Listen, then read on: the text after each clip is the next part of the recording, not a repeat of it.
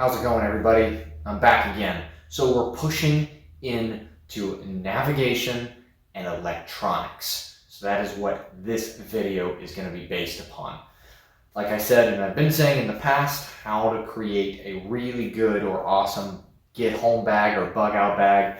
This is all to give you some ideas of me doing it over several years of getting things together. If you're not familiar with the series, we're going step by step, talking about everything that's in my pack to kind of give you a template.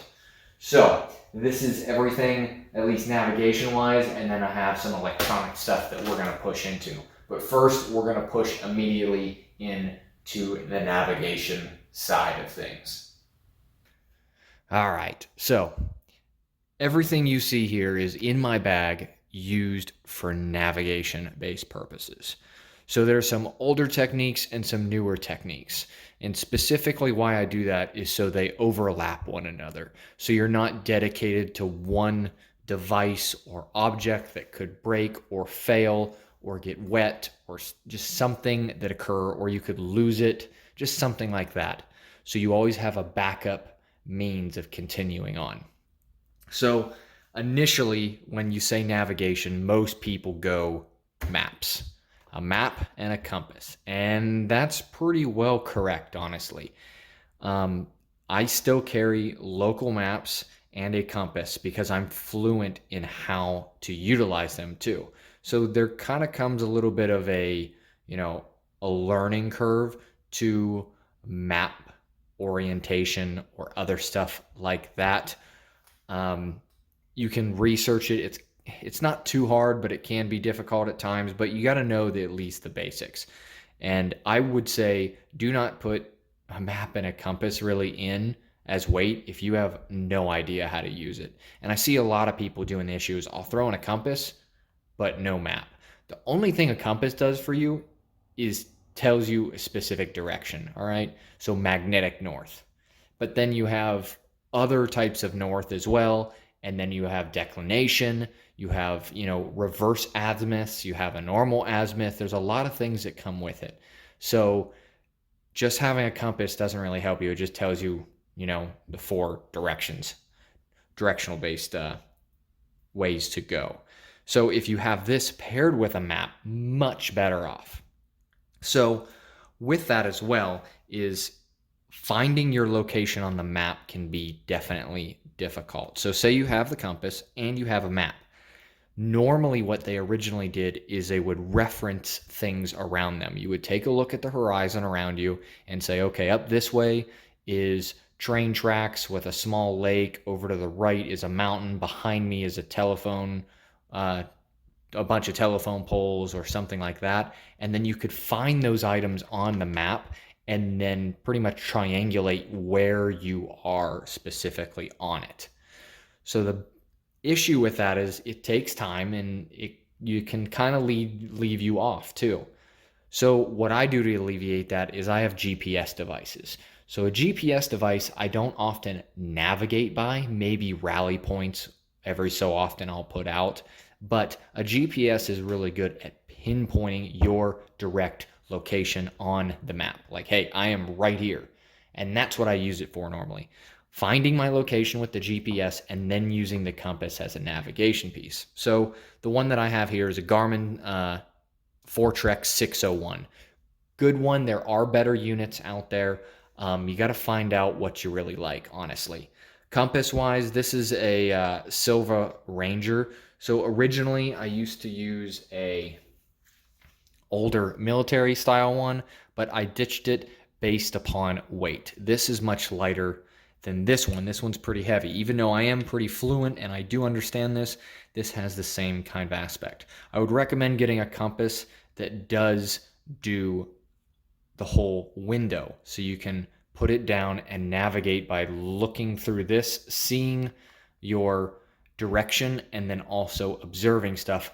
The term is used dead reckoning. So you would view something at a distance and stick to it. So really cheaply drawn, for example, you're going to look through your compass at, like, say, a tree or a rock, and then you are going to navigate. you just look at that and find out that's the proper direction that you want to go. Cool, tree and rock are there. You put down your compass, set it off to the side, and you navigate your way all the way to the tree and the rock, and then you take another reading to get to your end goal, maybe further out. So that's considered dead reckoning. And that's what I recommend a lot of people learning and understanding how to do. So as a backup, I also have a Garmin InReach Mini. So this one also tells your location. You kind of do rally points, but this one's really meant as a satellite communicator. So you can communicate via text message with this device anywhere in the world if your phone loses service. So it uses all the satellites, the Russian network, and which is, I think, GLONASS, I think is what it's considered, and then GPS, which is North American or technically US or NATO based. We use the GPS as well, and then also those type of satellites to communicate with. The Iridium system as well is in that, so that helps out a lot. So you can communicate people even if your cell phone towers go down because they're satellites. So even in a real world situation or a disaster situation, more than likely the satellites are going to be just fine, and you'll still be able to get communication back and forth through satellites. So that's why I carry this. Worst comes to worst, it does not work at all, you can ditch it for weight.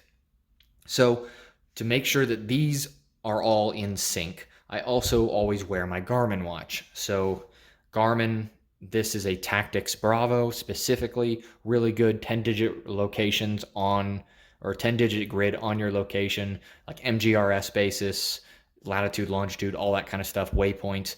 And it's just a way to kind of back up these devices and then to help you and navigate through these systems. So also I recommend is having some type of pencil and paper.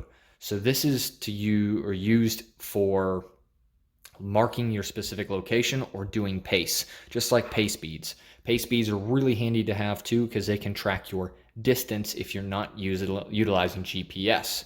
So this is a backup method. So for every 100 meters or every 100 paces, however you have it set up, you would slide down a bead. And you can continue doing this until all your beads are down. And then you'd go up here to the top and slide one down, and then you go in reverse and start going up. So you have multiple distances that you can manage to know where you're going to, which I highly recommend getting this. If you can't find them, just make them. They're just beads, paracord. They go around something you can attach to. Really easy to make. Next is observation. So this is a Vortex Solo, really lightweight. This one weighs, I think, 3.9 ounces, if I recall. I'm trying to think. It's either 3.9 or something else. I'll probably put it up here if I can figure it out. But I wanted something lightweight, but also to observe everything around me. Just having a little bit extra glimpse of something or more magnification can help you in planning where you're going much, much better. Especially observing maybe other individuals. Are they hostile? Are they friendly? Do you want to go that way? Just being able to see in the distance, do I need to go to that canyon or is it the canyon to the left after referencing your map? Because if you go the wrong way, that could be several days that you'd have to come back and then go the right way. So I always recommend having some kind of decent monocular or binocular. Monocular is lighter weight, and that's what I've been kind of mainly harping on is weight throughout this entire series. So this entire kit, as is, weighs 1 pound, 2 ounces altogether. So it's actually not too bad considering the electronics and stuff that are in it. So now I'm going to push into electronics. How do I charge all these devices? Because if you can't charge them, they're completely useless. So we're going to push into that right now. I'm going to show you all electronics-based stuff and other kind of navigational tools coming up. All right, let's push into electronics. So everything that I have here is what I carry in my bag. Now, it kind of seems like a lot, but I have to have certain things to keep other devices up and running. So the whole kit you see specifically here in front of you weighs 2 pounds, 13 ounces for everything together. That's including the night vision and the mounts, which I'll get into here in a little bit. So First off, electronics-wise, in the last portion of this video, I talked about GPS-based units and other stuff like that to assist you in the navigation world. So I need a way to charge these. So this one is a rechargeable unit, which I can use off of my cable. And then this one is also rechargeable batteries. So this is AAA compatible. So what that means is I have to have a way to recharge AAAs or get more AAAs. So all these here are AAAs in AA sleeves. They're little plastic ones because they are the same voltage. It's just they're a different cell.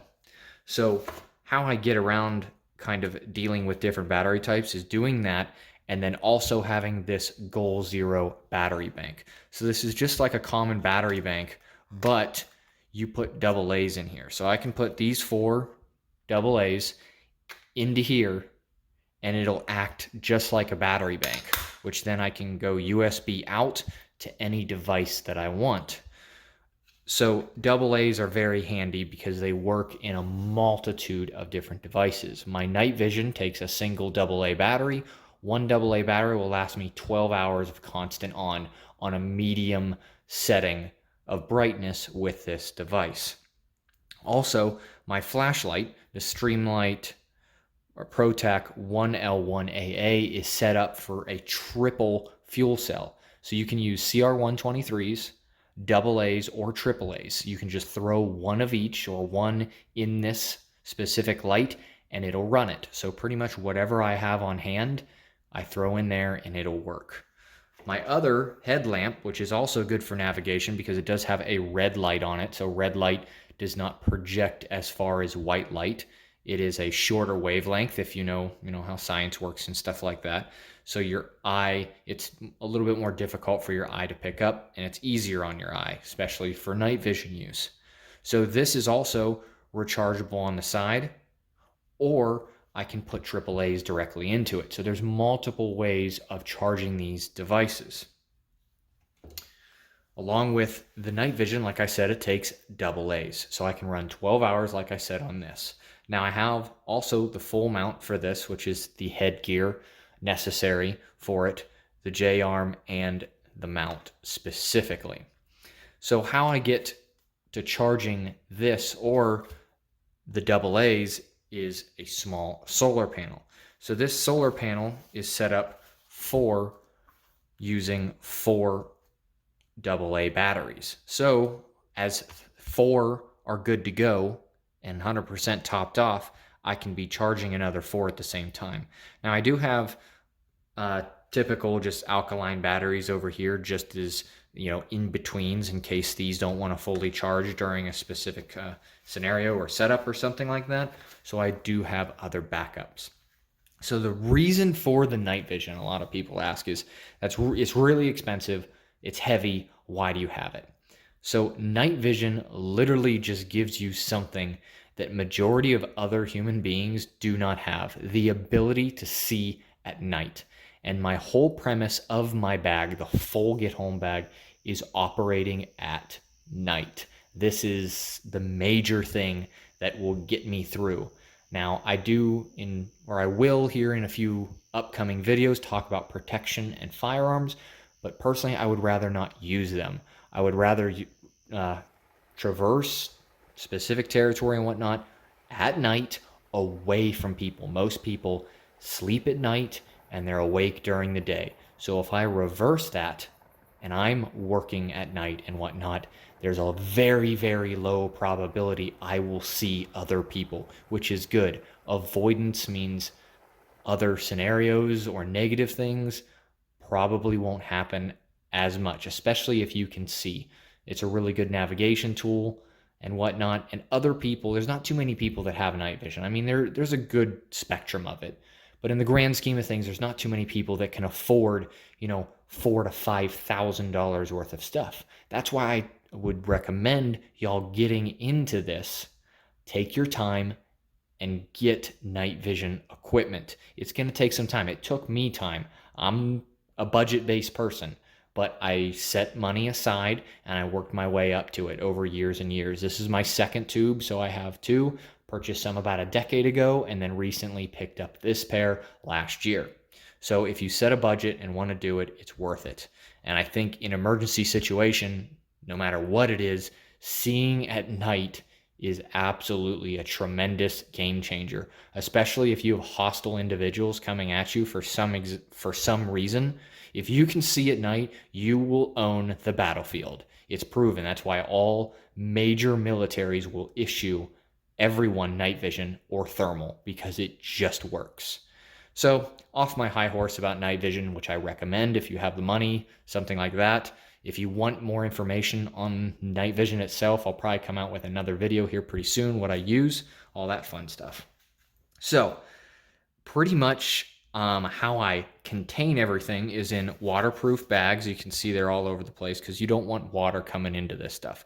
I also wrap my main electronics in Mylar based upon EMP threat that we talked about way earlier in this series. That's kind of my main worry, is my devices going down. And simple Mylar, depending on what shield based it is, can protect and has been tested, which I'll throw that link if you want to see actually items being tested through this type of Mylar and being perfectly okay, good to go with no issues from specific EMP-based threats. That they tested them very low on the scale and very high on the scale, and they've excelled very well at it.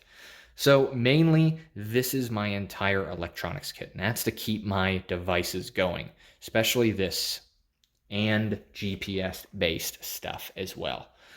So if you guys like this kind of stuff and you want to see more, there's going to be more videos coming up. So definitely hit that subscribe, hit like. What other electronic stuff do you guys put in your bags or would like to? Throw that down in the comments below. And like I said, we got a lot more stuff coming up. We still have, tool aspect and then some miscellaneous stuff like fire building stuff. A whole bunch of more videos coming up on this to give you a good idea what is in my bag and what suggestions I can give for you. So like I said, hit that subscribe, and I hope y'all have a great day.